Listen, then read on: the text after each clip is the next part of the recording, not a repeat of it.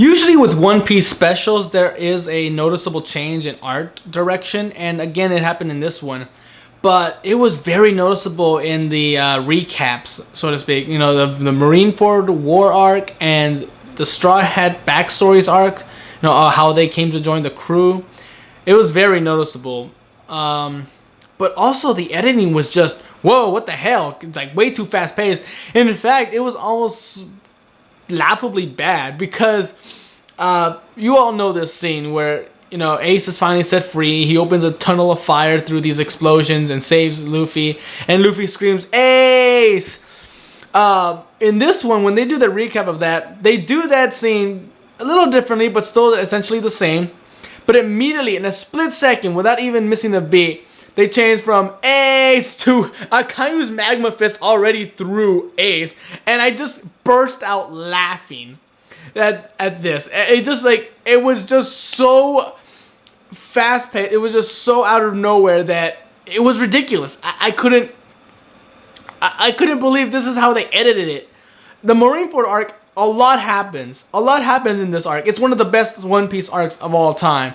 So to have to rush through in like 5 minutes, that's a bad move. Don't do that. I mean, if you're gonna do a recap of the whole arc to try to get us to know what's going on essentially, and like get us to feel for everyone that's been involved in this battle, I'm willing to sit there for 10, 15, even 20 minutes of a recap. I don't mind. Marineford War Arc was one of my favorites. I won't mind sitting there for 20 minutes just so I can actually see the Marineford War Arc done correctly. You know, a recap of that arc done correctly. But to do it so quick, it was just laughable. And it was horrible. And I didn't really need to see the recap if it was going to be this bad. But the actual special, I loved it. I really did love this special. It was fantastic. It's again one of those stories I hope is canon to the story. The same way Z was supposed to be canon, but at the last minute they said it wasn't, which made me sad because it was so well told and well directed that it really needed to be part of the canon. And I really feel that this special should be too. But according to the timeline to this, it's supposed to be about 1.5 years already. You know, around the time Raleigh left for Shabandi. He's still there on the island training Luffy. You know, Luffy is still having some trouble fighting the animals. You know, he's still learning how to use Haki. It's a 50-50 chance every now and then. But it's close to the 1.5 years where he was about to leave for Shabandi. And also, like, Akainu already has his beard, so it has to be some time. And of course, you know, now there's this new villain called World or Bernie World. And his ability is the 100-fold ability. He's able to increase the size and speed of anything he touches, and even himself. So of course, you know, that's a pretty good ability. And he can use Haki pretty well too. It doesn't look like he can use Conqueror's Haki, just like Armament Haki and possibly Observation. He doesn't really show if he can predict opponent's movements. But I think he was given Haki just so he can be more of a formidable opponent for Luffy, since he's just barely learning Haki himself. Since they don't put too much attention on his ability of Haki. But yeah, his crew again is very unique, very weird, very strange. Although I only really remember their abilities, like the Blind Fishman, the Cube Man, and the Kampa Kempo woman. And of course, I'm looking at these people and how their abilities work to see who they're gonna fight. But then, as more side characters get joined into this special, I'm wondering, like, oh my god, okay, how is this gonna go?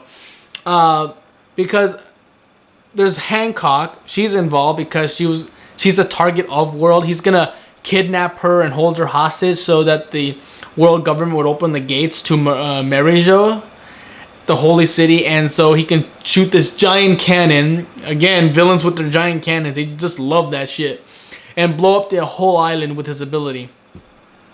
So he's trying to the entire time he's trying to find some way to kidnap the Boa Hancock.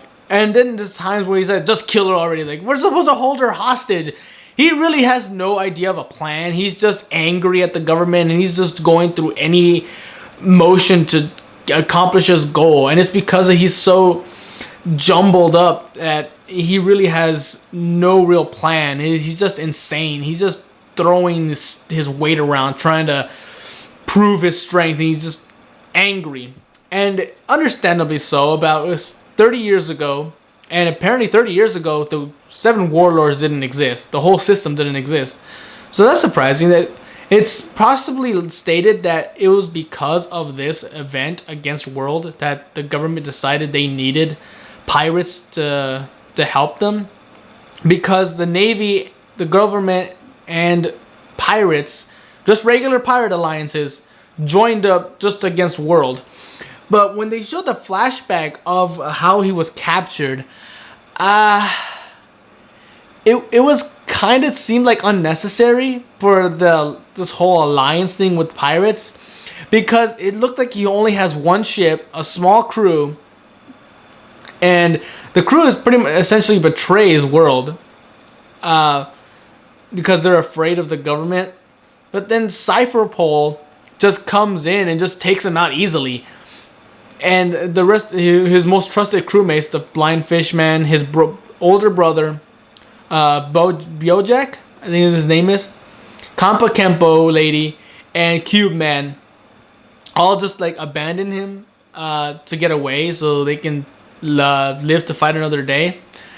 And he feels, World feels betrayed at this. And of course, he turns into this insane villain who's even willing to destroy his own crew and his own friends. But the Cypher Pole essentially took care of everything. They didn't need the Navy's assistance. They didn't need the pirates' assistance. So there was no reason for the Navy and the pirates to work together to take this guy down. But anyway, that possibly led to the creation of the 7 warlords. And when they go into further backstory about what kind of person World was when he was just a kid, and his older brother Bojack, when they started thinking about adventure in the high seas, they surprisingly didn't want to be pirates. They just wanted to sail out to sea and, just sail out to sea and be free.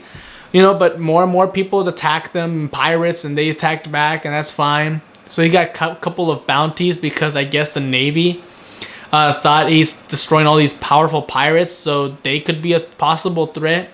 Then by accident, he takes on a world government ship because they happened to be in his way. I guess they attacked them and they just destroyed it. So now that people are calling him a pirate to be afield, the destroyer of the world.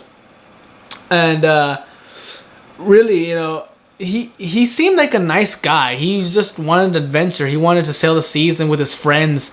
In fact, in many ways, he reminded me a lot of Luffy. So I almost wonder if Luffy's friends ever did betray him, would he turn out this bad? And it's been hinted before that there have been many pirates who have started out the same way as Luffy, wanting adventure, wanting to travel the high seas and be free.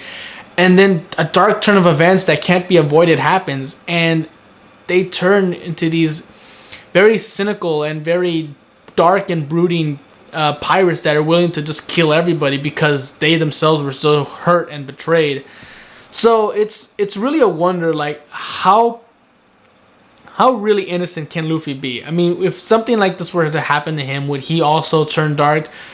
Who knows? Maybe he's just lucky to have the friends who are willing to die alongside him. Maybe that's the difference. Whose fault is it? Probably no one. It's just a bad turn of events for everybody. So I almost felt bad for World, and really bad for his older brother, Bojack. I mean, he was a sweet guy. He was sick since he was a child, so really he shouldn't even be out at sea. But hey, he wanted to stick close with his brother and really enjoy adventures with him and all their friends. It's really sad to see this. I mean, there are always these side villains who I sympathize so much, and they have to be so loyal to these bastards who don't appreciate them or are willing to kill them at the moment's notice. It really hurts me right here to see that kind of stuff. But essentially, it becomes this pile of confusion later on when Buggy, Perona, Mihawk, all of them, and just start showing up, and it's just like, why are all of you here? And it becomes just a big free for all.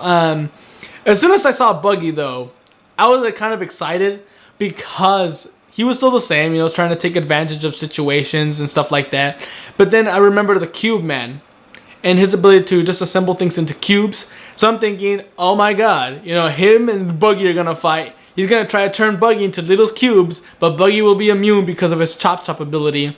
So that'll be one hell of a fight. And they did fight, but it didn't turn out as I expected it to be. It came out rather so-so. I was a bit disappointed, but Buggy didn't seem to be phased. He was still the same. It's like, okay, Buggy's still pretty funny. And Mihawk pretty much didn't do anything this special. I mean, he was just there to be awesome.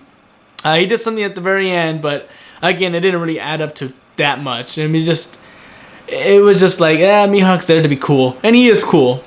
And Hancock taking on the Kampa Kempo lady. The Kampa Kempo lady trying to fight back her attraction to Hancock. It was kind of weird. And even the whole disintegrating Hancock's clothes. Oh, yeah, that's there. I was thinking of putting that as a thumbnail, but nah, I'm not going to do that. That's too much pandering, too much fan service. But either way, the fights weren't that impressive. Not even the Luffy versus World.